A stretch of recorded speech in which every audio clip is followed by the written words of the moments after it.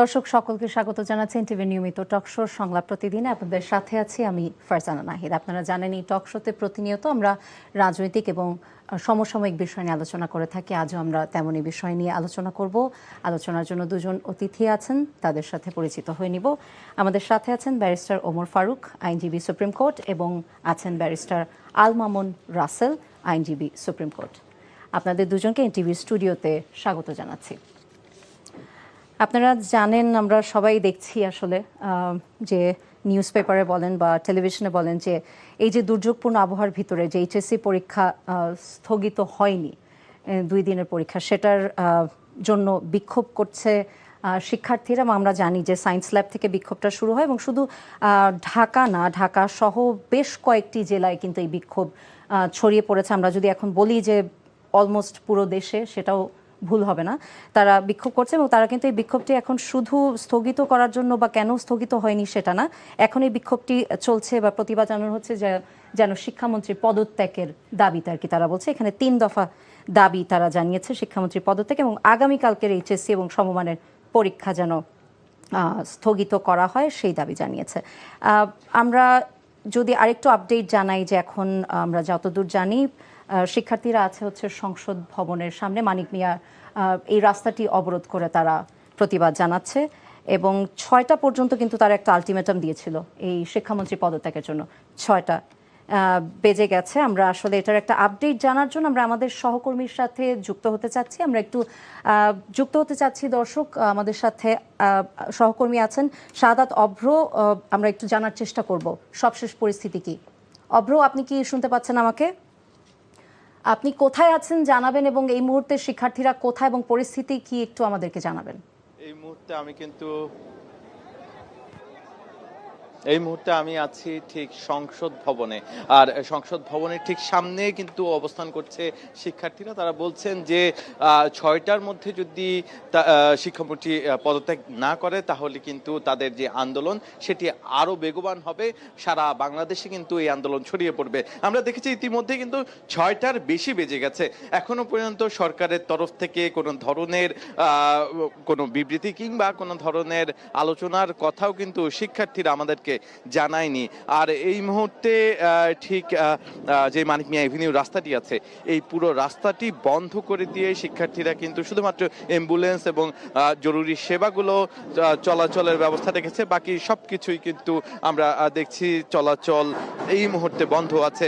আর যেহেতু আজকে সংসদ অধিবেশন রয়েছে, সেই অধিবেশনে কিন্তু শিক্ষামন্ত্রী আমরা শুনেছি কিছুক্ষণ আগে, বিশেষ করে বিকেল নাগাদ কিন্তু একবার কথা বলেছেন। তিনি তার জায়গা থেকে ব্যাখ্যা দিলেও গতকালকে যে দুর্যোগপূর্ণ আবহাওয়া, সেখানে এই শিক্ষার্থীদের সাথে আমি যখন কথা বলছিলাম তারা কিন্তু একটা সংখ্যা বলেছে, সেটি হচ্ছে 20,000 শিক্ষার্থী কিন্তু হচ্ছে এই পরীক্ষার্থী যারা রয়েছেন 20,000 শিক্ষার্থী, তারা কিন্তু পরীক্ষার হলে পৌঁছাতে পারেনি। যার কারণে এই যে 20,000 শিক্ষার্থীর ভাগ্যে আদতে কি রয়েছে সেটি কিন্তু এখনো অনেকেই জানে না। তাদের যেই ভাগ্যে 1 বছর, সে 1 বছরের অর্থ থেকে শুরু করে পড়াশোনার শ্রম সবকিছুই কিন্তু বৃথা হয়ে গেছে বলে তারা জানিয়েছেন এবং শিক্ষার্থীরা বলছেন যে সেটি যেন কোনোভাবেই না হয়, সেজন্য কিন্তু গতকালকে যে পরীক্ষাটি অনেকেই দিতে পারেনি, সেই পুরো পরীক্ষাটি আবার নতুন করে নেওয়ার জন্য তারা বলছেন এবং সাথে সাথে আগামীকালকে যেই পরীক্ষাটি রয়েছে সেটি কিন্তু আরো 8-10 দিন পিছিয়ে যেন নতুন একটি রুটিন প্রণয়ন করা হয়, সেজন্য কিন্তু তারা বলছেন আজকের মধ্যে যেন এই বিষয়টি তাদেরকে নিশ্চিত করা হয়। তার পাশাপাশি তারা একটি দফা জানিয়েছেন, আমরা স্লোগানেও শুনেছি। তারা বলছেন শিক্ষামন্ত্রীর যেভাবে তিনি কথা বলছেন সেটি কিন্তু কোনোভাবেই একটি রাষ্ট্রের শিক্ষামন্ত্রীর ব্যবহারের বা তার কথা এরকম হতে পারে না, কিংবা এত দুর্যোগপূর্ণ আবহাওয়ার মধ্যে এ ধরনের সিদ্ধান্ত নেওয়া একজন শিক্ষামন্ত্রী হিসেবে ভুল ছিল, যার কারণে তাকে পদত্যাগ করার জন্য কিন্তু বলেছে 1 দফা 1 দাবি, কিন্তু এখান থেকে আমরা স্লোগান শুনেছি। আজকের দিনের এই যে পুরো কর্মসূচি তারা আমাদেরকে যখন জানিয়েছিল 6টার পরবর্তীতে যদি তাদের কর্মসূচি, তাদের যে দাবি দেওয়া সেগুলো যদি না মানা হয় তাহলে কিন্তু আরো বড় কর্মসূচি অপেক্ষা উঠছে বলেও তারা জানিয়েছেন। এবং আগামীকালকে যে পরীক্ষাটি আছে সেই পরীক্ষাটি যেন দ্রুতই স্থগিত করা হয় এবং নতুন রুটিন দেওয়া হয় সেই বিষয়ে কিন্তু তারা স্পষ্ট করে সরকারের পক্ষ থেকে জানতে চেয়েছেন। আমরা দেখছি আশেপাশে কিন্তু আইন শৃঙ্খলা বাহিনীরা সজাগ রয়েছেন, তারা বলছেন যে তাদের সাথে যদি কোনো ধরনের কথা হয় সরকারের সাথে তাহলে নিশ্চয়ই সেই বার্তা তারা পৌঁছে দিতে চান যারা এখানে অবস্থান করছেন তাদের কাছে। তবে সরকারের কাছে কোনো ধরনের চিঠি দিতে চায় কিনা সেই প্রস্তাব কিন্তু আইন শৃঙ্খলা বাহিনী বিশেষ করে পুলিশ এখানে এসে বলেছিল। আমি ইন্টারাপ্ট করছি, আমি একটু জানতে চাচ্ছিলাম, আমরা যতদূর জানি যে প্রধানমন্ত্রীর সাথে শিক্ষামন্ত্রী একটি বৈঠক চলছিল, এই বিষয়ে কোনো আপডেট আছে কিনা আপনার কাছে, কিছু জানতে পেরেছেন কিনা? আমি যতখানি জানতে পেরেছি বৈঠকটি এখনো শেষ হয়নি। বৈঠকের পরবর্তীতে হয়তো বা সংবাদ সম্মেলন কিংবা সংসদ অধিবেশন শেষে নিশ্চয়ই আমরা আপনাকে আরো বিস্তারিত জানাতে পারবো। অব্র, আপনাকে ধন্যবাদ। ফারুক ভাই, আপনার কাছেই প্রথমে যাব। আপনি তো মোটামুটি মানে এই মুহূর্তের পরিস্থিতিটা সম্পর্কে আমাদের সহকর্মী আপডেট করলেন এবং আমরা নিজেরাও দেখছি সকাল থেকে কি চলছে এবং তাদের দাবি দেওয়াটাও আমরা জানি এই মুহূর্তে। আপনার কি মনে হচ্ছে? জি, ধন্যবাদ আপনাকে। গতকালকে আসলে সারাদিন যখন সোশ্যাল মিডিয়াতে দুর্দশা দেখছিলাম, সারা দেশে তো বন্যায় ডুবে গেছে এবং অতি বৃষ্টি, এটি ভয়াবহ। আমরা কোর্টে যেতে পারিনি, অনেক ঘুরে ঘুরে আমরা যেতে হয়েছে। অনেক গাড়ি একদমই ডুবে গেছে, তলিয়ে গেছে, ভেসে গেছে। অনেক পরীক্ষার্থীর আইডি কার্ড ভেজে গেছে, অনেক পরীক্ষার্থী তার জামা কাপড় নিয়ে ড্রেনে পড়ে গেছে, অনেক পরীক্ষার্থী নৌকা পায়নি, নৌকার অভাবে পরীক্ষা কেন্দ্রে যেতে পারেনি। এই দৃশ্যগুলো তো দেখা যায় না। আজকে যাদের সন্তান গেছে বা যারা এই পরিস্থিতিতে পরীক্ষার হলে গেছে ভিজা জামা কাপড়ে, তার অ্যাডমিট কার্ড থেকে শুরু করে কলম পেন্সিল সব ভিজা, এই অবস্থায় সে পরীক্ষা দিছে। এবং এরপরে সোশ্যাল মিডিয়াতে এত করেই প্রচারিত হওয়ার পরও একটা দুঃখ প্রকাশ হলো না, দুঃখ প্রকাশ করে বলা হলো না যে ঠিক আছে, আমরা যা হবার হয়ে গেছে, অ্যাক্ট অফ গড, আমরা এই পরীক্ষা স্থগিত করে আমরা পরবর্তীতে নেব, বা যারা ক্ষতিগ্রস্ত হয়েছে তাদের চিন্তার কোনো কারণ নাই, দুশ্চিন্তার কোনো কারণ নাই, এই ধরনের একটা বিবৃতি আশা করেছি। এগুলো আমাদের বাংলাদেশের কালচারে নেই। আমাদের বাংলাদেশের কালচারে যেভাবে বসে থাকে একদম ফিউডারিয়াল লর্ড বলি আমরা, লর্ডের মতো, যে ইয়েস আমি যা বলছি তাই বেদবাক্য, আমি তোমারে কম্পেল করে পরীক্ষার হলে আনবো। আমি গতকালকে আমার সোশ্যাল মিডিয়ায় বলছি এটা ক্রাইম। কম্পেল করা, দুর্যোগপূর্ণ আবহাওয়ায় কাউকে কোনো বিপদের ভিতর ওখানে যাওয়া, যেটা রিস্ক, এটাকে অপরাধ বলে। অর্থাৎ এই অপরাধের কিন্তু ভয়াবহ অপরাধ। সারা বাংলাদেশের অর্ধেক ডুবে গেছে। বিভিন্ন প্রত্যন্ত অঞ্চলের জেলাগুলোর কথা ভাবেন, যেখানে পরীক্ষা দিবে ইন্টারমিডিয়েট সংখ্যাহীনভাবে আনন্দ উৎসবের মাধ্যমে, তার 12 বছরের একটা সাধনার পরিসমাপ্তি ঘটবে আনন্দের মাধ্যমে, এবং সে পরীক্ষা হলে গিয়ে একদমই খুব পিস থাকবে, কোয়াইট থাকবে, নির্ভর থাকবে, তাই তো? তাকে পরীক্ষার আগের দিন থেকে শুরু করে তার যে শঙ্কা, তার যে দুশ্চিন্তা, তার যে মানসিক যে একটা ভয়াবহ একটা অবস্থার ভিতর আপনি ফেলে দিয়েছেন। ধরনা কত হাজার শিক্ষার্থী আমি জানি না, এখানে বলছে 20,000, হয়তো 20,000-এর এখানে যোগ বিয়োগের আমার হিসাব না জানে। যদি 200 হয়, যদি 500 হয়, যদি 300 হয়, তাহলে তো এটা সিগনিফিকেন্ট নাম্বার। এদের লাইফ, এরা বাংলাদেশে পরবর্তী জেনারেশন, এরা বাংলাদেশের হাত ধরবে। আমি তখন বলেছি যে শিক্ষামন্ত্রী, এবং আমি বলেছি আমলা, একটা বিদ্রুপ শব্দ ব্যবহার করেছি আমার ফেসবুকে, কামলা। তোমরা কি দেখো না তোমাদের সন্তান ওখানে হয়তো যায় না পরীক্ষা দিতে, তার অর্থ এই না যে তুমি অন্যের বেদনা বুঝবা না। তোমাকে তো আমরা বসিয়েছি অথরিটি হিসাবে এগুলো দেখভালের জন্য। শিক্ষামন্ত্রীর একটা কথাই শুনছি, অ্যাক্ট অফ গড। আরে অ্যাক্ট অফ গডেই তো নিষিদ্ধ হয়ে যায় সব কিছু। একটা উদাহরণ দিই, আমাদের সুপ্রিম কোর্টের বার কাউন্সিল নির্বাচন শুধু বন্ধ করেছে, সেদিন বলছে যে তেলের সংকটের কারণে বার কাউন্সিলে সারা বাংলাদেশে নির্বাচন বন্ধ করে দিয়েছে। করে দিয়ে সরকারি দলের বিএনপির যারা আছে তারা মিলে অ্যাডহক কমিটি করেছে। এরপরে সংকট কাটার পরে ইলেকশন শিডিউল ঘোষিত হওয়া অবস্থায় এখন আবার অ্যাডহক কমিটি দিয়ে নির্বাচন বন্ধ করে অ্যাডহক কমিটি দিতে পারে। অর্থাৎ যেটির কোনো কারণ নেই কোনো কিছু বন্ধ করার, সেটি বন্ধ করেছে নিজস্ব লাভে। আর এখানে কার্যকারণ সব থাকা সত্ত্বেও বন্ধ করেনি। আমি আরেকটা কথা বলি, পরবর্তী পরীক্ষাগুলো পিছিয়ে দেওয়ার যে দাবিগুলো, এগুলোর সাথে আমি ছোট্ট করে একটু দ্বিমত পোষণ করি, কেউ কিছু মনে করবেন না। কারণ হলো যে পরীক্ষার্থীরা অনেকগুলো প্ল্যান করে এই পরীক্ষার তারা সেট করে কোনটার পরে কোনটা পরীক্ষা দিবে। যদি আবহাওয়া, দুর্যোগপূর্ণ আবহাওয়া কেটে গেছে, যদি অপরা বাংলাদেশের প্রত্যন্ত অঞ্চলের যদি শঙ্কা না থাকে, যদি থ্রেট না থাকে বন্যার বা বৃষ্টির, তাহলে ওইটা সেকেন্ডারি, ওইটা নিয়ে না। কিন্তু আমার কথা হলো শিক্ষামন্ত্রী সর্বপ্রথম এখন এসে জাতির কাছে ক্ষমা চেয়ে তার পরিশোধ নিয়ে ক্ষমা চেয়ে বলতে হবে যে যা ড্যামেজ হয়ে গেছে ডান, আমি ক্ষমা চাচ্ছি, হোয়াট এভার ইট ইজ, আমি স্টেপ ডাউন করছি। এই সংস্কৃতি নাই স্টেপ ডাউনের, বাট ক্ষমা চাওয়ার সংস্কৃতি চালু হোক, এটা আমি চাই। আর সাথে সাথে বলা হোক যারা পরীক্ষা দিতে পারে নাই তাদের ব্যবস্থা করা হবে, অথবা এই পরীক্ষাটা অন্তত এই পরীক্ষাটার রিশিডিউল করা হবে। এতটুকু করে অন্তত স্বস্তি দেওয়া দরকার ছেলেপেলেদেরকে। উনি অবশ্য বলেছেন কিন্তু আজকে সংসদে যে এটা রিস্কেজুল, যদি কোনো জায়গায় এটা এই যে ধরনের ক্ষতিগ্রস্ত হয়েছে এবং কয়েক জায়গায় পরীক্ষা হয়নি, এরকম যদি উনি কিছু জানেন এটাকে রিস্কেজুল করবেন উনি বলেছেন। এবং একটি প্রশ্নপত্র নিয়েও কিন্তু এসেছিল, কোয়েশ্চেন উঠেছে সংসদে যে একটা কোয়েশ্চেন পেপারের 2টা প্রশ্ন ভুল এসেছে, সেটাতে পূর্ণ নম্বর দেওয়ার জন্য উনি বলেছেন। ফাইন, আমার কথা হচ্ছে আমরা হিউম্যান বিং, আমরা ভুলের ঊর্ধ্বে না। মানে আপনি বলছেন অ্যাপোলোজাইজ করাটা আসলে রেকটিফাই করতে হবে, অর্থাৎ যারা শঙ্কার ভিতর আছে তাদের স্বস্তি দিতে হবে, শঙ্কা মুক্ত করতে হবে। অর্থাৎ তারা ভাবতে হবে যে আমার অপরাধের কারণে আমি আমি ওই এখানে যেতে পারিনি, আমার বিনা দোষে যদি আমি না যেতে পারি তাহলে সেটা রেকটিফাই করবে গভর্নমেন্ট অথরিটি। আমি চাই আমার যে শিক্ষার্থীরা এখনো বেদনার ভিতর আছে, শঙ্কার ভিতর আছে, স্বস্তির ভিতর আছে, তাদের কমফোর্ট জোনে নিয়ে আসবে। সেই কমফোর্ট জোনে নিয়ে আসার দায়িত্ব সরকারের, এবং সেটি যদি ফেল করে থাকে তাহলে অবশ্যই তাদের সেই ফেলের দায়ের ভিতর আসতে হবে। অর্থাৎ দায়হীন কাউকে ছেড়ে দেওয়া যাবে না, অর্থাৎ কাউকে কোনো কিছু, অর্থাৎ তার একদম ইচ্ছা শক্তি, ওই যে লর্ডের কথা বলছি, লর্ড হিসেবে বসে থাকার কোনো সুযোগ নেই। আপনার কাছে আবার ফেরত আসবো। আমি একটু রাসেল ভাই আপনার কাছ থেকে জানতে চাচ্ছিলাম, কিন্তু এটাতে বলে রাখি যে আজকে কিন্তু সংসদে অবশ্যই শিক্ষামন্ত্রীকে কোয়েশ্চেন করা হয়েছিল কিন্তু এই বিষয়ে যে কেন স্থগিত হয়নি। উনি কিন্তু একটা অ্যান্সার করেছেন যে সংশ্লিষ্টরা ওনাকে বলেছিলেন আবহাওয়া ভালো থাকবে, তাই এই পরীক্ষাটি বহাল ছিল, তারিখটাকে পেছানো হয় না, পরীক্ষাটাকে বাতিল করা হয়নি। এবং উনি আরেকটা কথা বলেছিলেন যে স্থানীয় যারা আছে, মানে ওখানকার এলাকার, তারা স্থানীয় কর্তৃপক্ষ চাইলে পরীক্ষাটা স্থগিত করতে পারে তারা যদি দেখে। কিন্তু আসলে কি এটা সম্ভব কিনা, কারণ ডিসির হয়তো এখতিয়ার থাকতে পারে যে কোনো চরম পরিস্থিতিতে, বাট এটা কিন্তু একটা স্পেসিফিক্যালি কোনো ডিস্ট্রিক্ট ওয়াইজ, এটা কিন্তু অলমোস্ট মানে আমরা ঢাকা, চিটাগং, এটা মানে খুব ওয়াইড এরিয়া জুড়ে আমরা দেখছি, এবং 1/3 area of Dhaka and Chittagong সব এই জায়গাগুলোতে, এবং আরও অনেক জায়গায় কিন্তু দেশব্যাপী যদি বলি যে একেবারে ফ্লাডেড একটা অবস্থা, জলাবদ্ধতা। তো এই অবস্থায় ওনার এই কথাটা বলা, সেটাই কতখানি যুক্তিসঙ্গত, এবং আপনি আসলে এই বিষয়টাকে কিভাবে, আপনার কাছে কি ব্যাখ্যা আছে এটা? জি, অসংখ্য ধন্যবাদ আমাকে চমৎকার প্রয়াসে যুক্ত করার জন্য। সাথে আমার সহ প্যানেলিস্ট, ওনাকে শুভেচ্ছা জানাচ্ছি, এনটিভি যারা দর্শক আছে তাদেরকেও শুভেচ্ছা জানাচ্ছি। প্রথম কথা হচ্ছে উনি আজকে সংসদে একটা ব্যাখ্যা দিলেন। এখন যে ব্যাখ্যাটা দিয়েছেন, এই ব্যাখ্যাটা আমরা ধরেন উনি ডিফেন্স নিচ্ছে, উনি ব্যাখ্যা দিলেন, কিন্তু যে ঘটনাটা ঘটেছে যে প্রায় 20,000 পরীক্ষা দিতে পারে নাই, তারপর যারা পরীক্ষা দিয়েছে, আপনি দেখেছেন সোশ্যাল মিডিয়া দেখেছেন, একটা মেয়ে আত্মহত্যা করেছে পরীক্ষা খারাপ হওয়ার কারণে, তার একটা জীবন চলে গিয়েছে। কারণ আপনি জানেন এসএসসি পরীক্ষাটা কিন্তু একটা মানে এটা তার লাইফের একটা টার্নিং পয়েন্ট। সে উচ্চশিক্ষার জন্য যাবে, এটা তার জীবনের জন্য।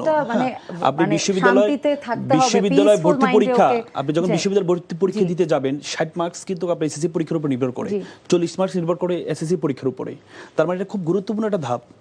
এই ধাপে একটা শিক্ষার্থীকে পরীক্ষা মানে সুন্দরভাবে পরীক্ষা দেওয়ার জন্য এটার পরিবেশটা, এনভায়রনমেন্টটা কি করবে? সরকার করতে হবে। আচ্ছা যাক, আপনি ভুলবশত হওয়ার পরে আপনি তো অ্যাপোলজি চাইলেন না, আপনি তো জাতির কাছে, আপনি শিক্ষার্থীর কাছে অ্যাপোলজি চাইলেন না। এই অ্যাপোলজি চাওয়াটাকে এবং কি উনি বরং এটা করেছে যে এটা ফার্মের মুরগি। আপনি যখন এটা করলেন, আপনি তো আগুনে, তারা এমনও ক্ষোভ, তার মধ্যে আপনি এই দিলেন, তেল দিয়ে দিলেন। তারা ফার্মের মুরগি বলেই তো আজকে আপনি সংসদে, আপনি মালয়েশিয়া থেকে এসে সংসদে অবস্থান করছেন। আপনি আজকে সংসদের বাইরে আন্দোলন করছে, যারা সংসদে অবস্থান করছে, একজনের সংসদ সদস্য হতে পারতো। এই শিক্ষার্থীরা যদি, ওই ফার্মের মুরগিরা যদি রাস্তায় না নামতো, এই ফার্মের মুরগিরা তো বলেছে যে বুকের মধ্যে অনেক জ্বর, বুক পেতেছি, গুলি কর। এই ফার্মের মুরগি, আপনি যে ফার্মের মুরগি অ্যাড্রেস করলেন, আপনি আজকে তো আপনি সংসদে বসে আছে, আপনি তো মালয়েশিয়া ছিলেন, আপনি আসতে পারেন নাই। আজকে আপনি সংসদে বসে আপনি ভাষণ দিচ্ছেন, আপনি ক্যাবিনেটে বসেছেন, কিসের কারণে? এই ফার্মের মুরগিদের জন্যই তো। আজকে আমাদের প্রধানমন্ত্রী আজকে তো এখানে বসে আছে, কিসের জন্য? এই ফার্মের মুরগিদের জন্য। আজকে আমাদের স্বরাষ্ট্রমন্ত্রী, উনি তো শিলং থাকতো না এতদিন পর্যন্ত, কেন হয়েছে? এই ফার্মের মুরগিদের জন্য। তো তাহলে আপনি কথা হচ্ছে, আপনি ভুল হতেই পারে, মানুষ ভুলে উঠতে নয়, কিন্তু আপনি তো অ্যাপোলজি চাওয়ার দরকার ছিল, কিন্তু অ্যাপোলজি তো আপনি চান নাই। আপনি আজকে সব মেনে নেবেন কেন? আন্দোলনের পরে কেন? শেখ হাসিনা তো ওই আন্দোলনের পর অনেক কিছু মেনে নিয়েছিল, কিন্তু ব্যাপারটা হচ্ছে আপনি শিক্ষার্থীদেরকে খেপালেন কেন? এই শিক্ষার্থীরা যারা সংসদের বাইরে দাঁড়িয়ে আছে, এরা ওই সংসদের এদেরকে বসাইছে, তাহলে কারা গুরুত্বপূর্ণ? এরাই তো গুরুত্বপূর্ণ। এখন কথা হচ্ছে তাদের 3টা দাবি, যে দাবিগুলো তারা দিয়েছে, অযৌক্তিক দাবিগুলো কোথায়? তারা দাবি দিয়েছে যে পরীক্ষাটা হয়েছে 13 জুলাই, সেই পরীক্ষাটা আবার পুনঃ পরীক্ষাটা হোক, যারা পরীক্ষা দিতে পারে নাই তাদেরকে। কিন্তু যেখানে বলছে যে পরীক্ষা স্থগিত করার জন্য বরি আবহাওয়া যদি থাকে, যদি আবহাওয়া অধিদপ্তর বলে যে সামনে এতদিন পর্যন্ত বরি আবহাওয়া থাকবে, তাহলে সেটা পরীক্ষা স্থগিত করতে পারে। কিন্তু যদি বরি আবহাওয়া না থাকে, যদি পরিবেশটা স্বাভাবিক থাকে, তাহলে পরীক্ষাটা চলমান রাখা উচিত, কারণ তাদেরও হয়তো একটা প্ল্যান থাকতে পারে। কিন্তু ব্যাপারটা হচ্ছে আর সাথে সাথে যে শিক্ষামন্ত্রীর পদত্যাগ, আমি মনে করি এখানে আমি একটু করছি যে সব অল্পতেই একটা মন্ত্রীর পদত্যাগ, এটাকে আমি পার্সোনালি আমি সাপোর্ট করি না। কিন্তু শিক্ষামন্ত্রী যে কাজগুলো করেছে, শিক্ষামন্ত্রী এখনো পর্যন্ত আমাদের বর্তমান শিক্ষামন্ত্রী, উনি তো গত 17-18 বছর দেশের বাইরে ছিলেন, আমাদের এই জেনজিদের পালসটা উনি বুঝেন না। উনি প্রথমে শিক্ষামন্ত্রী হয়ে নকল করা যাবে না, নকল করা যাবে না, এটা 2001-2 সালে এটা রিলিভেন্ট ছিল, কিন্তু বর্তমানে কেউ নকল করে না। আপনি যখন নকল করা যাবে না বলেন, আপনি জেনজিদের অপমান করছেন যে তোমরা নকল করো। আপনি যে এই যে জেনজিরা শিক্ষামন্ত্রীর মধ্যে খেপছে কেন? একমাত্র খেপার কারণ হচ্ছে আপনি জেনজিকে অবমূল্যায়ন করেছেন। আপনি বলেছেন নকল করা যাবে না, নকল করা যাবে, তার মানে তোমরা নকল করো। কারণ এটা তো 2001-2 সালের রিলিভেন্ট ছিল, এখন তো এটা রিলিভেন্ট না। তাহলে শিক্ষামন্ত্রীর প্রতি এমনি কিন্তু ছাত্রদের কিন্তু খেপা আগ থেকে, কারণ উনি শিক্ষামন্ত্রী, এদের পালস বুঝে নাই। আবার কি করলেন, এই যে এতগুলো শিক্ষার্থী, একটা শিক্ষার্থী মারা গেল, 20,000 শিক্ষার্থী পরীক্ষা দিতে পারলো না। যারা পরীক্ষা দিয়েছে তারা তাদের অর্ধেক পানিতে তারা পড়ে, তাদের প্রবেশপত্রে ভিজিয়ে, তাদের অবস্থা খারাপ করে তারা পরীক্ষা দিয়েছে, পরীক্ষা ভালো হয়নি তাদের। তো তাদেরকে আপনি আবার যখন বললেন যে এটা ফার্মের মুরগি, এটা বলে তো আপনি কি আগুনে আপনি এটার মধ্যে আরো করলেন। এখন কথা হচ্ছে আরো ভয়ঙ্কর অবস্থা কি জানেন? আজকে আপনি ঢাকা বিশ্ববিদ্যালয়ে যে আন্দোলনগুলো করেছে, আজকে ছাত্র দলের যে আজকের যে ব্যবহার, আমি আসার সময় আমি শুনতেছিলাম যে ছাত্রদল, একজন ছাত্রদলের নেতা আপনাকে যেটি বলেছি সেটি হচ্ছে এই যে বর্তমান আমাদের সরকারি দলের যে ছাত্র সংগঠন, তাদের যে আজকের তাদের যে বিহেভ বা তাদের যে আচরণ বা তাদের অ্যাপ্রোচ, বডি ল্যাঙ্গুয়েজটা সম্পূর্ণ আমরা ছাত্রলীগের কথা মনে করে দেয়। আপনি আজকে ছাত্ররা, আগে আমরা ছাত্রলীগকে দেখতাম যে কোনো আন্দোলন, ছাত্র আন্দোলন করলে বলে শিবিরের আন্দোলন, যে কোনো আন্দোলন হলে বলে যে এটা হচ্ছে সরকারকে পতনের আন্দোলন। হ্যাঁ, শেখ হাসিনা তো বললেন রাজাকারের বাচ্চা, কেন বলছে? যারা আন্দোলন করে সব রাজাকারের বাচ্চা, তার মানে কি? সেম কথা আমি আপনাকে এই আসার সময় আমি একটা দেখছিলাম, এক ছাত্র দলের নেতা, দেখেন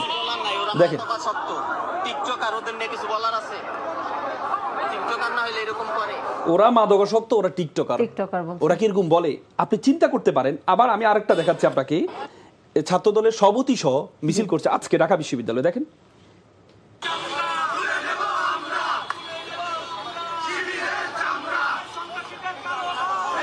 শিবিরের চামড়া তুলে নিব আমরা, সন্ত্রাসীদের কালো হাত। এই ছাত্ররা, কয়েকটা ছাত্র আন্দোলন করছে, এটাকে আপনার সন্ত্রাসী বলতে হবে? মানে কিসের ন্যারেটিভ এটা? মানে এই যে ব্লেম গেম আপনি যেটা বললেন, যে প্র্যাকটিসটা এখনো দেখা যাচ্ছে। এর আগে ছিল আপনি ছাত্রদের জন্য আন্দোলন, ছাত্র সংগঠন করেন, আপনারা হচ্ছে ছাত্রদের পাশে দাঁড়ানো, ঠিক আছে, তোমাদের যে দাবিগুলো, এই দাবিগুলো আমরা শিক্ষামন্ত্রীর কাছে যাবো, আমরা প্রধানমন্ত্রীর কাছে যাবো, কারণ আমরা তো তাদের দলের প্রতিনিধিত্ব করি। কিন্তু আপনি যখন এদেরকে সন্ত্রাসী বলবেন, টিকটকার বলবেন, এদেরকে আপনি যখন এটা বলবেন, এটার মাধ্যমে কি বোঝাচ্ছেন? এটার মাধ্যমে আপনি তাদেরকে উস্কিয়ে দিচ্ছেন। এই টিকটকার বলেন, যারাই বলেন, বা এই ফার্মের মুরগি বলেন, এদের কারণেই তো আজকে আপনারা ঢাকা বিশ্ববিদ্যালয়ে ঢুকতে পেরেছেন। এর আগে তো আমরা ঢাকা বিশ্ববিদ্যালয়ে দেখেছি তো 2-3 জনের বেশি হতো না।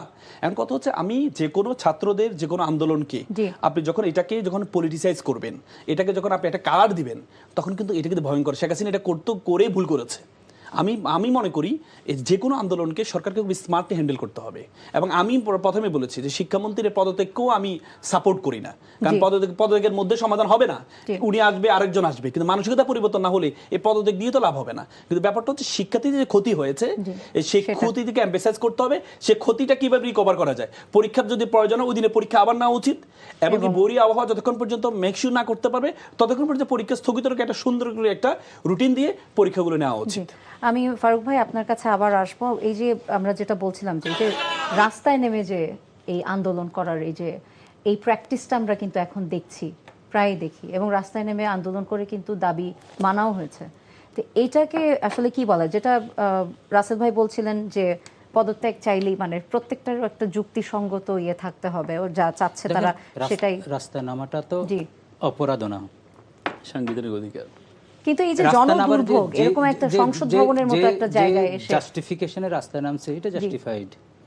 কিন্তু এটা অ্যাড্রেস না করতে পারা, বিলম্বিত হওয়া, এটা দুঃখজনক।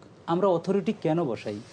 ভাই আমি আমার এই স্বস্তির জন্যই তো, আমার বাচ্চার স্বস্তির জন্য, বাচ্চার প্রপার এডুকেশনের জন্যই তো আমরা ট্যাক্সের টাকা দিই।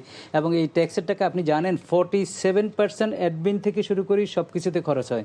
শিক্ষা খাতেও আমাদের বিচার ব্যবস্থার থেকে অধিক, কিন্তু শিক্ষা খাতে আমরা অ্যাবিউজ মিসইউজ আমরা যাচ্ছে তাই দেখেছি।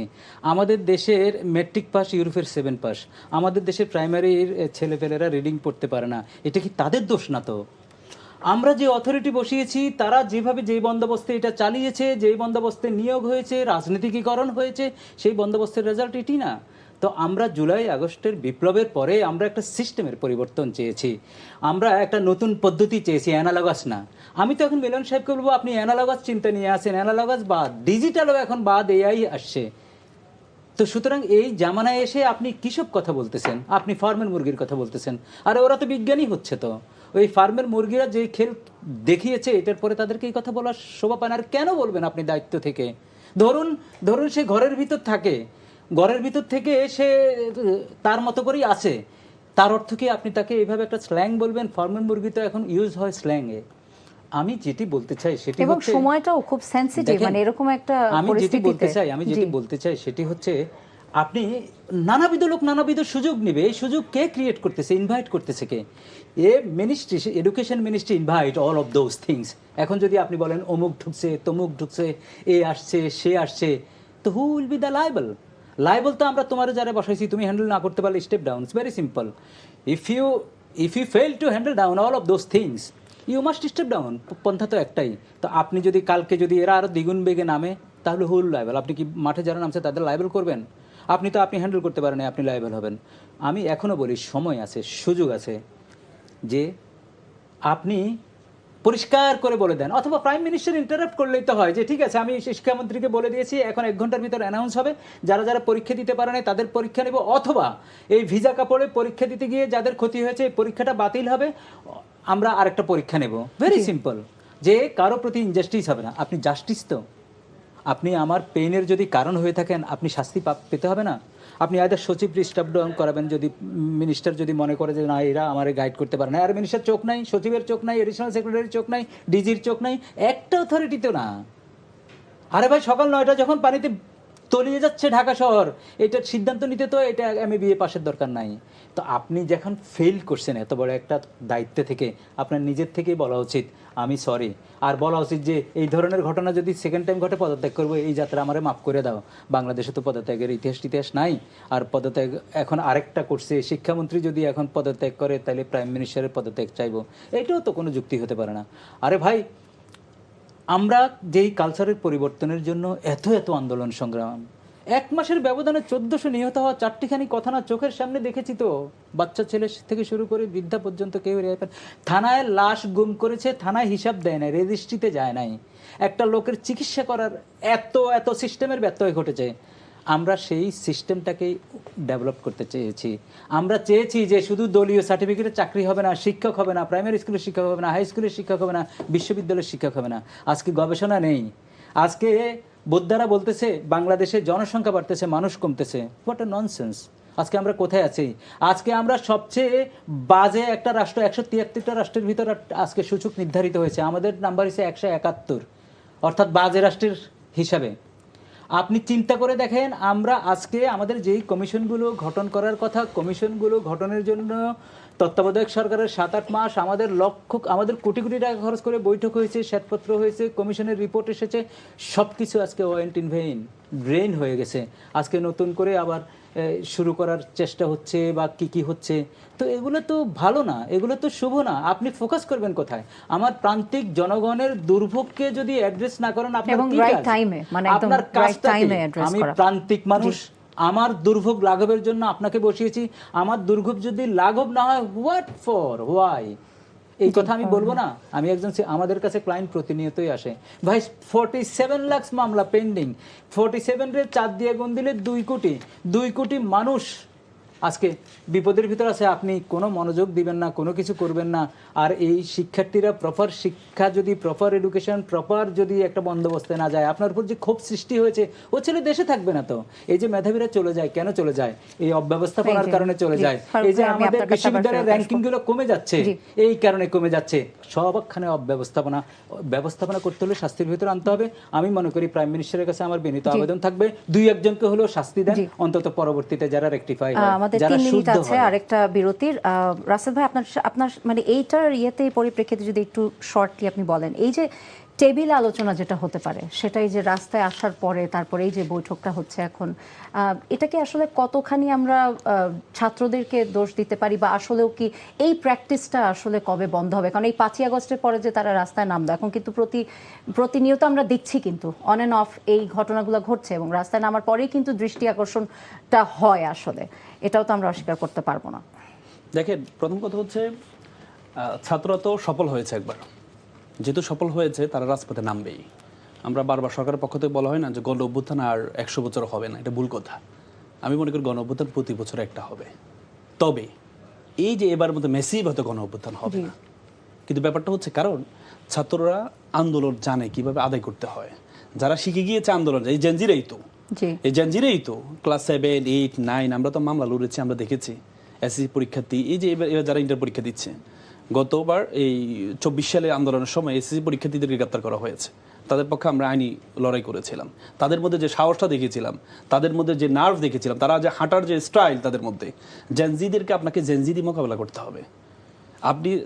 আমি সরকারের প্রতি অনুরোধ জানাবো, আজকে সরকার যে ছাত্র সংগঠনটা আছে, এই ছাত্র সংগঠনের যারা নেতৃত্বে আছে কেউ জেনজি না, কেউ জেনজি না। আপনি যেটা বললেন তাদের পালস বুঝার, তারা চেষ্টা বুঝবে করতে না। আপনি দেখেন এই যে বর্তমান নাসির বলেন, তারপরে সব রাকিব বলেন, এরা হচ্ছে ঢাকা বিশ্ববিদ্যালয়ে 3, 4, 5 সেশন। তার মানে এই যে জেনজিদের বাবার বয়সের এরা প্রত্যেকটা বিশ্ববিদ্যালয়ে দেখেন। আপনি জগন্নাথ বিশ্ববিদ্যালয়ের সভাপতি 9 সেশনের, আপনি চিন্তা করেন, আপনি 9 সেশন হলে তার বিশ্ববিদ্যালয়ের জীবন, এই তো ব্যাপারটা এখানে না, বিয়েতে করতে পারছে না তারা। এই যে ছাত্র সংগঠনের তাদের নিয়ম কানুন যেটা আছে, যে ছাত্র সংগঠন চাইলে সে বিয়ে করতে পারে না ছাত্র অবস্থা, তাহলে কমিটিতে থাকবে না। অনেকে আছে বিয়ে করেও প্রকাশ করতে পারে না, বাচ্চাও নিতে পারে না, প্রকাশও করতে পারছে না। আপনি দেখেন এক একজনের বয়স 42, 43, 44, এরা বাচ্চাও নিতে কত বড় ত্যাগ কোরবান করছে। দেখেন তাদের ত্যাগ কোরবানের চিন্তাটা দেখেন। রাজনীতির জন্য তারা বিয়ে করার পরেও, বাচ্চা হওয়ার পরেও প্রকাশ করতে পারে না এটা আমার বাচ্চা। ওই দিন এক ছাত্রদল এক নেতা, আমি বললাম, সে বিয়ে ইন্টারনাল অনুষ্ঠান করছে, আমি বললাম ভাই দাওয়াত তো দিলে না, তোমার সাথে এত ভালো সম্পর্ক, ভাই এটা সোশ্যাল মিডিয়া জানাই তাহলে তো পদ থাকবে না। মানে ব্যাপারটা হচ্ছে এই যে ত্যাগ করবেন আপনি, কথা হচ্ছে এখন সরকারের উচিত হচ্ছে এই যে যারা জেনজিদেরকে নেতৃত্ব নিয়ে আসা প্রত্যেকটা বিশ্ববিদ্যালয়ে। আপনি দেখেন এই যে প্রত্যেকটা বিশ্ববিদ্যালয়ের ভরাডুবি কেন ছাত্র দলের, মূল কারণ হচ্ছে এদের সাথে জেনজিদের বর্তমান যারা সেশন আছে 25, 26 সেশন, তাদের বয়স আর এদের বয়স এক হচ্ছে না। এই যে আজকে যে আপনি হ্যান্ডেল করলেন, আজকে যে আপনি যদি জেনজি হতেন তাহলে আপনি কিভাবে তাদের সাথে হ্যান্ডেল করতেন? এবারে যে বিষয়টা নিয়ে কথা বলবো, আজকে একটি দলবদ্ধভাবে একটি ধর্ষণ হয়েছিল 5 বছর আগে, সেটার রায় দেওয়া হয়েছে আদালতে। 5 বছর আগে ফারুক ভাই, আপনার মনে আছে কিনা যে একটি সংঘবদ্ধ ধর্ষণের ঘটনা সিলেটের এমসি কলেজে ছাত্রাবাসে স্বামীকে আটকে রেখে স্ত্রীকে সংঘবদ্ধভাবে ধর্ষণ করা হয়েছিল। সেখানে 8 জন আসামি ছিল, তার ভিতরে 4 জন খালাস পেয়েছে, 1 জনের মৃত্যুদণ্ড হয়েছে এবং 3 জনকে যাবজ্জীবন কারাদণ্ড দেওয়া হয়েছে। তখন কিন্তু ওই সময় অভিযুক্তরা কিন্তু ছিল ছাত্রলীগের কর্মী, এবং এই তরুণীর স্বামী কিন্তু ঠিক ঘটনার পরপরই পুলিশকে জানিয়েছিল, কিন্তু ওই অভিযুক্ত মানে পুলিশ কিন্তু তখন ছাত্রাবাসে আসতে অস্বীকৃতি জানায়, যার কারণে আসামিরা পালিয়ে গিয়েছিল এবং 3 দিন পরে তাদেরকে গ্রেফতার করে। আজ 5 বছর পরে এই রায় হলো। এই যে ক্ষমতার তারা যে বিচার কাজটাকে দীর্ঘায়িত করলো, 5 বছর লাগলো, আজ এই রায় হলো। জি ধন্যবাদ। আমি এটার সাথে সংশ্লিষ্ট ছিলাম অ্যাপিলেট ডিভিশনের মামলায়, এবং সেই সময় দুঃখজনক কি জানেন, বিশ্ববিদ্যালয়ের ছাত্রাবাসে আমাদের সন্তানরা থাকে সবচেয়ে ব্রেভ, সবচেয়ে ব্রিলিয়ান্ট। ওরা সবাইকে নিরাপত্তা দিবে, হায়না থেকে রক্ষা করবে। ওখানে মানুষ আশ্রয় নিবে দৌড়ে গিয়ে যে আমাকে হায়না পিছু করেছে, কিন্তু ওরা নিজেরাই হায়না হয়ে গেছে, এবং সেটি হয়েছে দলীয় আবরণে। আবরারকে মেরে ফেলেছে বুয়েটে পিটিয়ে ছাত্রলীগ, অর্থাৎ ছাত্রলীগ করা মানে হায়না হয়ে গেছে। এমসি কলেজের এই ঘটনা নাড়া দিয়েছে। অনেক আন্দোলন সংগ্রাম হওয়ার পরে এটা মামলা হয়েছে। ইভেন হাইকোর্টে এই মামলা কিন্তু if I am not wrong বছরখানেক কিন্তু এটা স্টে অবস্থায় ছিল, মামলা অগ্রগতি হয়নি। পরে একটা রিট করেছে আমাদের এক বন্ধু, সেই অ্যাপ্লিকেশনের কারণে এটা পরবর্তীতে বিচারে গেছে এবং আমি স্বস্তি প্রকাশ করছি। বিলম্বে হলেও একটা পানিশমেন্ট হয়েছে, ভবিষ্যতে এই পানিশমেন্ট হয়তো ভবিষ্যৎ অপরাধীদের জন্য একটা সতর্কবাণী হবে, একটি সংকেত হবে এবং একটি মেসেজ যাবে। আর যে ধর্ষিত হয়েছে সে তো সব শেষ, তার স্বামীর সামনে সব কিছু মিলিয়ে। তারপরেও যদি ফাঁসিটা কার্যকর হয়, যাবজ্জীবনের, তারা অন্তত 25 বছর যদি জেলে থাকে, সে একটু শান্তি পাবে যে ওকে আমার উপর অত্যাচার হয়েছে, জুলুম হয়েছে, নির্যাতন হয়েছে, যেটা আমি ভুলতে পারবো না, কিন্তু অ্যাটলিস্ট তাদের ফাঁসি এবং তাদের জেলের মাধ্যমে পুরা জাতি একটি মেসেজ পাবে, আমার অন্য বোনরা হয়তো কিছুটা রেহাই পাবে। সাথে সাথে এটিও বলতে চাই যে আজকে যারা সরকারি দলের আবরণে আজকে ছাত্র সংগঠনগুলো যারা করতেছেন, তাদের প্রতি একটা মেসেজ রয়ে গেল। আপনার ছাত্র সংগঠন মানে কি কল্যাণকর কাজ, তাই তো? অর্থাৎ এই ছাত্র সংগঠন বলতে সে ভবিষ্যৎ নেতৃত্ব দিবে, এখন থেকে ট্রেনিং নেবে। যদি এখন থেকে সে ধর্ষণের ট্রেনিং নেয়, ছিনতাইয়ের ট্রেনিং নেয়, চাঁদাবাজির ট্রেনিং নেয়, তার হাতে আমি জেনে শুনে রাষ্ট্রটা ছেড়ে দিচ্ছি, তো সুতরাং আমি তো চাঁদাবাজ এমপি পাবো, আমি ধর্ষক এমপি পাবো, মাদক এমপি পাবো, তাই তো? আমাদের দেশে এই বিচারগুলো হতো না রাজনৈতিক আবরণে। এই কারণে রাজনৈতিক শেল্টারে ইভেন আমি এটাও দেখেছি, আমি জানি না পরবর্তীতে রেজিম চেঞ্জ হলে হয়তো এই ফাঁসির আসামিকে রাষ্ট্রপতি ক্ষমা করে দেবে, যেহেতু সে ছাত্রলীগ করে, যদি আওয়ামী লীগের যদি রাষ্ট্রপতি। এ ধরনের দেখেছি। চাটখিল না, লক্ষ্মীপুরের অ্যাডভোকেট নুরুল ইসলামকে মেরে টুকরা টুকরা করা হয়েছে, সেই আসামি ফাঁসি হয়েছে। সেই আসামি আওয়ামী লীগ করার কারণে আওয়ামী লীগ রেজিমে তার দণ্ড মওকুফ করে তাকে খালাস দিয়েছে প্রেসিডেন্টের ক্ষমায়, আমাদের সংবিধানের 49 অনুচ্ছেদের ব্যবহার করে, যেটা নিয়ে আমি একটা রিট করেছি, রিট পেন্ডিং, যে প্রেসিডেন্ট ক্ষমা করতে পারে না। গেছে আমার স্বজন নির্মমভাবে হত্যার শিকার হয়েছে, তার ফাঁসি আদালতে দিয়েছে দীর্ঘ আইনি ব্যাটেলে, আর আপনি প্রেসিডেন্ট ওখানে বসে আপনি বলবেন যে আমি তাকে আমার ক্ষমতা বলে মাফ করে দিলাম। এটা জঘন্য। আমাদের দেশে এই জঘন্য কাজও হয়ে আসছে। এবং আমরা যে প্রেসিডেন্টগুলোকে নিয়ে আমরা বলি যে অমুক প্রেসিডেন্ট খুব ভালো, অন্তত 30 জনকে ক্ষমা করে আসছে, ওর হাতে রক্তের দাগ, অথচ আমরা এগুলো নিয়ে কেউ কথা বলি না, কোনো বন্দোবস্তের কথা বলি না, কেউ কোথাও কোনো ডেটা দেয় না। আমি ডেটা চেয়েছি যে 30 বছর যাবৎ প্রেসিডেন্ট কতজনকে ক্ষমা করেছে, একটা লিস্ট দাও, সেটি পর্যন্ত দেয় না। আদালতের শোকজের পরও দেয়নি। অর্থাৎ আমরা এমন এক সমাজে আছি, যেই সমাজে আপনি যদি হ্যাডম নিয়ে বাঁচতে চান, হ্যাডমওয়ালা হতে চান, রাজনৈতিক শেল্টারে যেতে হবে। রাজনৈতিক শেল্টার ছাড়া, অর্থাৎ আর কিছু কিছু পরিবারের সদস্য ছাড়া আপনি বিচার পাবেন না। এবং এই রায়গুলোর মাধ্যমে কিছুটা সক্ষমতা বিচার বিভাগ কিছুটা সক্ষমতা অর্জন করে মনে করি, মানুষের আস্থা অর্জন করে মনে করি, এবং মনে করি যে এই ধরনের ঘটনা যদি আমরা এই ধরনের বিচারের মাধ্যমে যদি অপরাধীদেরকে শাস্তির মুখোমুখি করতে পারি, আমরা আন্তর্জাতিকভাবেও আমাদের সূচক একটু বাড়বে, আমাদের মর্যাদা বাড়বে। জানেন, বিদেশে গেলে আমরা মর্যাদাহীন, আমাদেরকে আজে বাজে কথা বলে, আমাদেরকে মানে যাচ্ছে তাই কথা বলে। আমরা আমাদের এই দেশে কিভাবে শাসন করব সেটি পর্যন্ত আমরা নির্ধারণ করতে পারি না। আমরা এই যে ডিপ স্টেট একটা আসছে না, আমরা এটা কিছুদিন এত পপুলার হয়েছে, এবং এই পপুলার শব্দটি বুঝতে গিয়ে একটু পড়ালেখা করে দেখলাম, আহা, আমরা যেভাবে ভাবছি আমাদের যে অথরিটিগুলো আছে, সেই অথরিটি আমার চয়েসের না, সেই অথরিটিকে চয়েস করে অন্যে। আমি কোথা থেকে আমার সামগ্রী কিনবো, আমার নিরাপত্তার জন্য আমার সামরিক সরঞ্জাম, সেটিও আমার পার্শ্ববর্তী দেশ যখন নির্ধারণ করে দেয়, তখন আমার খুব আফসোস লাগে। আমি স্বাধীন হয়েছি, কেন স্বাধীন হয়েছি? আমি কেন 54 বছর আগে স্বাধীন হয়ে আমি বুক উঁচু করে আমি বলছি আমি স্বাধীন? আমার তো সিদ্ধান্ত নেওয়ার স্বাধীনতাও নেই। আমার যখন কোন মন্ত্রী কোন মন্ত্রণালয় পাবে, সেটি যদি কোনো দেশ নির্ধারণ করে দেয়, যদি এরকম কিছু আমরা শুনি, আমরা যদি দেখি, আমরা যদি বুঝি, তাহলে আমাদের বেদনার আর কি সীমা পরিসীমা আছে? যেই দেশটাকে স্বাধীন করার জন্য এত এত বড় লড়াই হয়েছে, এবং কারা স্বাধীন করেছে? আমি বারবার বলি, রিপিট করে বলি, হাড্ডিসার দেহ, ছেঁড়া গেঞ্জি, পায়ে জুতো নেই, রাইফেলটা তার চেয়ে বড়, এই ধরনের কৃষক মজুররা যুদ্ধ করেছে। আর বাকিরা ওই ইন্ডিয়া গিয়ে ওই যে আহমেদ সফর বইতে পাওয়া যায় যে তারা কি করেছে, সেই লোকগুলো ফেরত এসে ওই লুঙ্গি পরা, ছেঁড়া গেঞ্জি, জুতাহীন, লম্বা রাইফেল নিয়ে শহীদ হওয়া মুক্তিযোদ্ধাকে ভুলে গেছে। আমরা ভুলে যাওয়ার সংস্কৃতির কারণে আমরা আজকে এই দুর্দশার ভিতর আছি। আমরা 24কে আজকে 2 বছরে ভুলে গেছি। এই ছেলেগুলো যে মারা গেছে, এদের কে নিয়ে এই যদি বছরে বছরে দুই একটা যে অনুষ্ঠান হবে সেটিও আমরা ভুলে গেছি। আমরা ভুলে গেছি যে এই এদেরকে স্বীকৃতি দেওয়ার জন্য একটা চার্টার হয়েছে, সবাই মিলে চার্টারটা করেছে, সেই চার্টারও আমরা ভুলে গেছি। এখন বলা হচ্ছে যে সেদিন আমরা চার্টারে স্বাক্ষর করেছি, এই কারণে যদি ভোট না হয়। গতকালকে ওই যে কি একটা সড়ক মন্ত্রী, সে বলে যে আমি বলছি টোল নিব না নির্বাচিত হলে, তখন কথার কথা বলেছি, ভোট পাওয়ার জন্য কথা বলেছি। অর্থাৎ এই ধরনের মোনাফেক টাইপের লোকজন যদি মন্ত্রণালয়ে থাকে, মানুষের সাথে দিনে দুপুরে প্রতারণা এবং স্বীকৃত প্রতারণা করে এবং স্বীকার করে জাতীয় সংসদে, তারপরেও যদি তার মন্ত্রিত্ব থাকে, সেই দেশ আমি মনে করি ঠিকভাবে যাবে না, ঠিকভাবে চলবে না। এবং আমি মনে করি ভবিষ্যৎ প্রজন্ম কাউকে যে মডেল ভাববে, মাওলানা ভাসানীকে মডেল ভাবছে। শহীদ রাষ্ট্রপতি জিয়াউর রহমানের প্রতি মানুষের প্রাণ আকুতি কেন? সততা। উনি প্রশ্রয় দেয়নি দুর্নীতিকে, এই তো। বেগম খালেদা জিয়া, তার নামে দুর্নীতির কোনো ছিটিফোঁটাও নেই।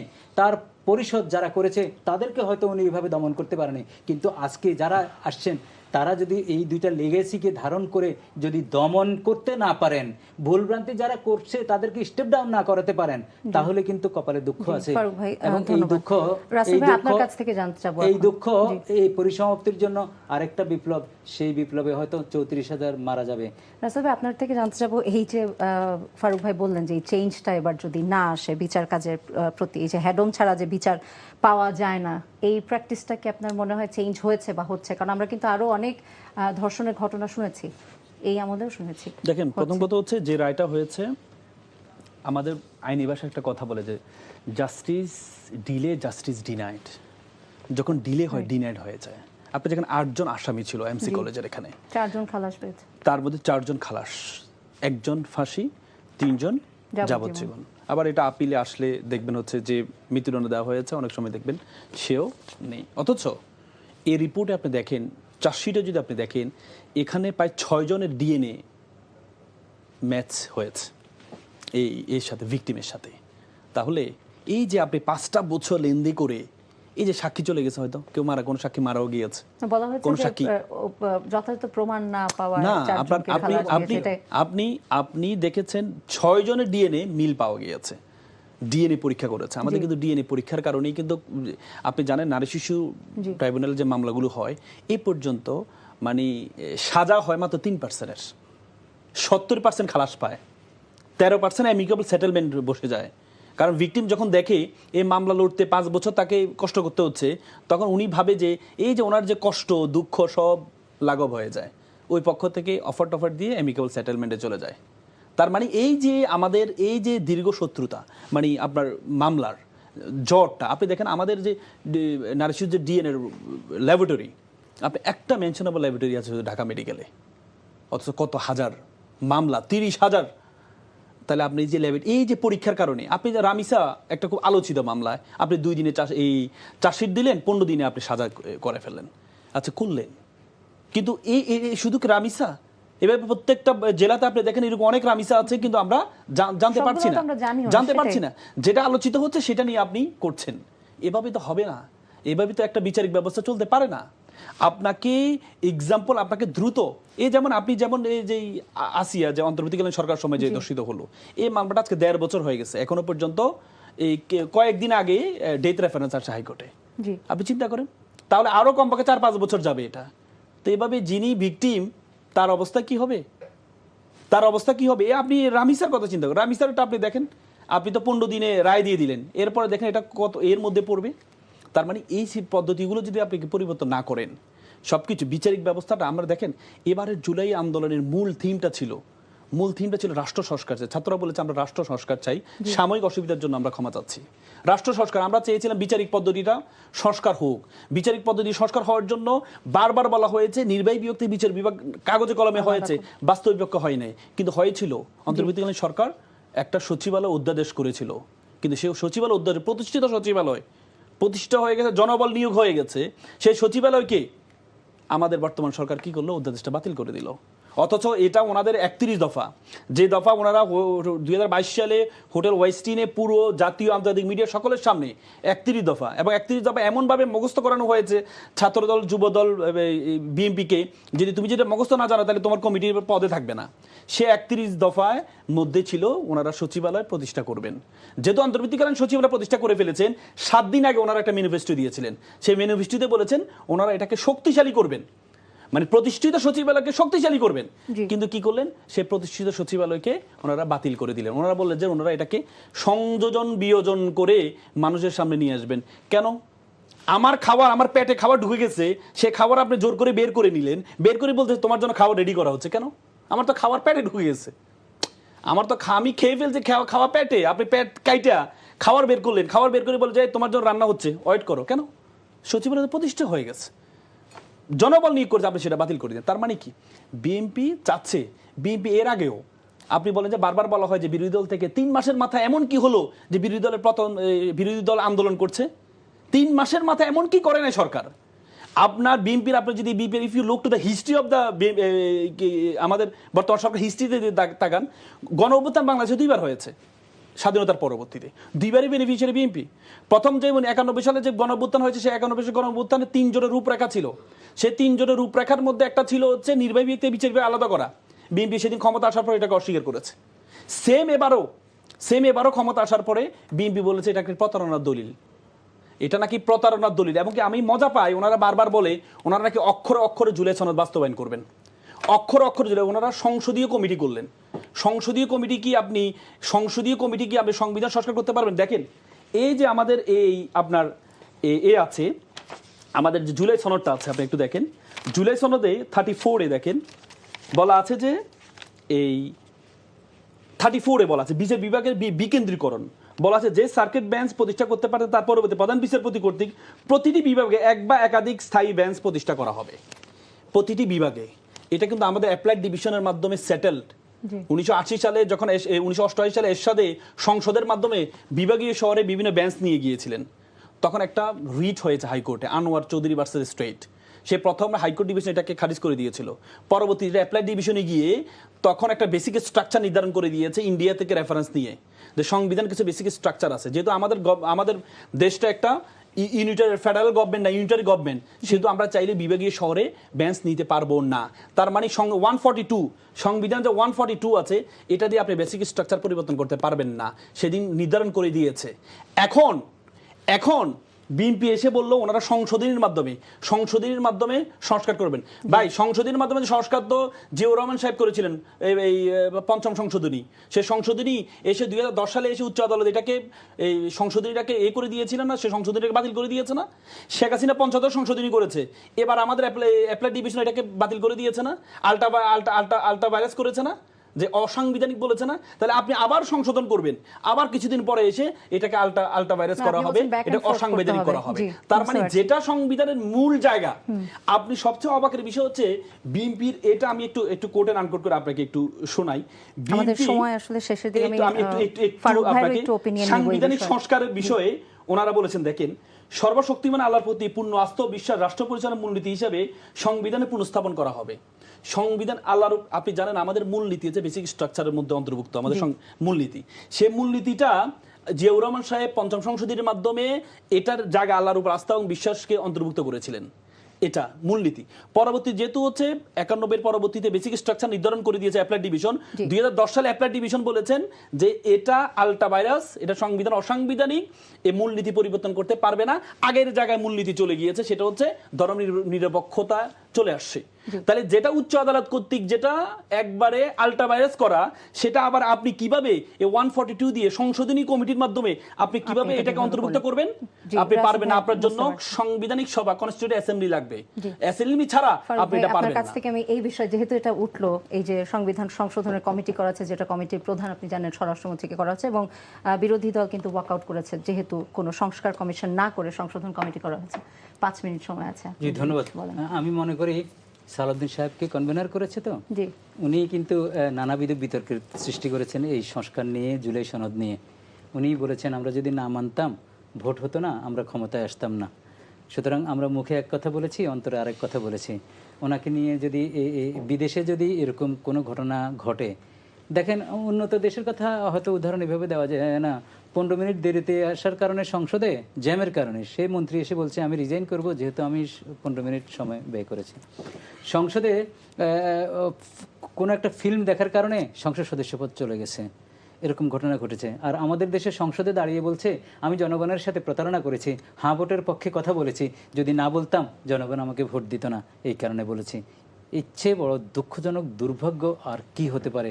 তার হাতে যদি এই কমিটির যদি প্রধানের দায়িত্ব দেওয়া হয়, আমি মনে করি শুভ কিছু হবে না। আমি জানি না এখন মনের ভিতর শুভ আছে কিনা, ওনাদের তো ভিতরে এক কথা, জনগণের সামনে এক কথা, এটা তো ওনারা নিজেরাই প্রুভ করেছেন এবং গর্বের সাথে বলে। এটা যে গর্বের কথা না, এটা যে লজ্জার কথা, এটা কেউ ফিলও করে না যে আমি মিথ্যা কথা বলেছি ভোটের জন্য, এখন আসলে এটা করতে পারতেছি না, এটা গর্ব করি বলে। অর্থাৎ আমরা এমন এক সমাজে আছি, এমন এক নেতৃত্বকে আমরা বেছে নিয়েছি, অথবা এমন এক নেতৃত্ব আমাদের উপর নাজিল হয়েছে যারা এই ধরনের কথা বলে যাচ্ছে। তো আমি বলছি যে সংস্কার কমিশনের ওখানে সবার যে সিগনেচার হয়েছে, দক্ষিণ প্লাজা সংসদের হাস্যোজ্জ্বল বৃষ্টিতে ছাতা আরেকজনে ধরেছে, আতি নেতা পাতি নেতাদেরকেও দেখেছি ওখানে একটা সুযোগে গিয়েছে, সেই সিগনেচারের কি দাম, সেই সম্মতির কি দাম? আমি ঠিক আছে, আপনারা যেগুলো ডিসেন্টিং দিয়েছেন ওগুলো বাদ দিয়ে বাকিগুলো সম্মতি এসে বাকিগুলো প্রকাশ করেন প্লিজ। ডিসেন্টিং আমি আপনাদেরকে বলছি, আপনারা যেহেতু দেবতা হয়েছেন ক্ষমতায় গিয়ে, আপনাদের ডিসেন্টিংকেও আমরা মেনে নিলাম, কিন্তু ডিসেন্টিং ছাড়া, আপনাদের বিরোধিতা ছাড়া বাকি যেগুলো আছে ওগুলো জনগণের সামনে এসে বলেন যে আজকে 8-9 মাস যখন আমাদের কোনো দাম ছিল না, পাত্তা ছিল না রাষ্ট্রীয় প্রটোকলে, আমরা তখন যমুনাতে গেছি, তখন আমরা যমুনাতে গিয়ে আমরা আমোদ করেছি, ফুর্তি করেছি, গল্প করেছি, হ্যাডম দেখিয়েছি, সেগুলোতে আমরা সই করেছি, সেগুলো আমরা মেনে গেছি। এগুলো এটা 31 দফা মানেই সংস্কারের অর্ধেক মানেই 31 দফা। আজকে আমি বিনয়ের সাথে বলি, প্লিজ জাতির সাথে প্রতারণা করেন না। সবাই শাস্তির সম্মুখীন হয়েছেন, মানুষের সাথে প্রতারণা করে এই বড় দুইটা রাজনৈতিক দল সবচেয়ে বেশি নিপতিত হয়েছে, শাস্তির মুখোমুখি হয়েছে। আওয়ামী লীগের কথা ভাবেন, কিভাবে ছোট দানব থেকে বড় দানব হয়েছে, মনস্টার হয়েছে না? কিন্তু কি আলটিমেট কি রেজাল্টটা কি, এই জিনিসটা মাথায় রেখে আমার মনে হয় কাজ করবেন। আর আমি আরজ আলী মাতব্বরের একটা কথা বলেই শেষ করি। উনি বলেছেন আমরা মক্কাতে যাই শয়তানকে পাথর মারতে। আরজ আলী মাতব্বর কিন্তু শিক্ষিত ছিল না, অথচ শয়তান আমার টুপির নিচে, আমার পাগড়ির নিচে, শয়তান আমার ডানে, আমার বাঁয়ে, শয়তান আমার টেবিলে, শয়তান আমার চেয়ারে, আমি যে চেয়ারে বসে খবরদারি করি সেই চেয়ারটাই শয়তান। আমার পাথর মারতে ওখানে যাওয়া লাগবে না, তোমার চেয়ারে তুমি পাথর মারো, শয়তানের মৃত্যু হবে। আমাদের এখানে আমরা যে শয়তানিগুলো দেখছি, এই শয়তানিগুলো যেভাবে রাজনৈতিক দলগুলো যে কথা আচার আচরণ যেভাবে হচ্ছে, ইভেন বিরোধী দল, সবচেয়ে এই যে বিরোধী দল যেভাবে আমরা দেখছি বিরোধিতা করতেছে চোখ টিপাটিপি। আমি উদাহরণ দিই আরেকটা, আমাদের বার কাউন্সিলের উদাহরণ দিয়েছি যে নির্বাচন হয়, ইলেকটেড বডি হয়, ইলেকটেড বডি এখন আর হয় না গত 2 বছর। এখন দেখি যে জামাতের 2 জন, এনসিপির 1 জন আর বিএনপি মিলে ভোটকে বাদ দিয়ে, যেটি ম্যান্ডেটরি ভোট, এখন তারা পরিশোধ করেছে, অর্থাৎ ভাগবাটারও হয়ে গেছে, এখন আর ভোটের কথা নাই। আমরা নমিনেশন পেপার জমা দিয়েছি, আমাদের কোনো দাম নাই সাধারণের। অর্থাৎ আমি মনে করি এগুলো জাতির সাথে করবেন না। এইগুলা করলে মনে করেন না যে ওই যে বাদুর মুখে হাগু করে চোখ বন্ধ করে, সে বন্ধ করে হাগু করে এই কারণে সে মনে করে কেউ দেখে নাই সে যে মল ত্যাগ করেছে।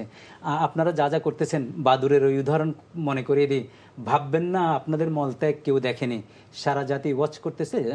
এবং পৃথিবীতে যারা বহির্বিশ্বে আমাদের আছে, রেমিটেন্স যোদ্ধা, বড় প্রফেসর, বড় ডাক্তার, তারা কিন্তু ওখানে বসে আছে। আন্তর্জাতিক পত্রপত্রিকায় কিন্তু কলাম অলরেডি লেখা শুরু হয়ে গেছে। তো সুতরাং আমি মনে করি এখন ইনফরমেশনের যুগ, এখন ডিজিটালাইজডের যুগ, সবকিছু ডকুমেন্টারি রয়ে যায়। আপনি হাঁটতে কি কথা বলেন, বসতে কি কথা বলেন, এই ডকুমেন্টগুলো আপনাদের সামনে আসবে। জাতিকে লজ্জিত করবেন না, আপনারা লজ্জায় পড়বেন না, বিপদে পড়বেন না, এবং পুরো জাতিকে স্বস্তির ভিতর রাখবেন সবাই মিলে। এবং এই সংসদ বিজয়ীদের সংসদ আমি মনে করিয়ে দিই, যদি ফেল করেন তাহলে কিন্তু আমি জানি না কার কোথায় কি অবস্থান হবে। সবাই ভালো থাকবেন। ফারুক ভাই, রাসেল ভাই, আপনাকেও ধন্যবাদ। আপনাদের দুজনকে আবারও ধন্যবাদ জানাচ্ছি এনটিভি স্টুডিওতে আসবার জন্য এবং এই আলোচনার জন্য। দর্শক, আজ এ পর্যন্তই, দেখা হবে আরেকটি এপিসোডে। সবাই ভালো থাকবেন, সুস্থ থাকবেন, এনটিভির সঙ্গেই থাকবেন।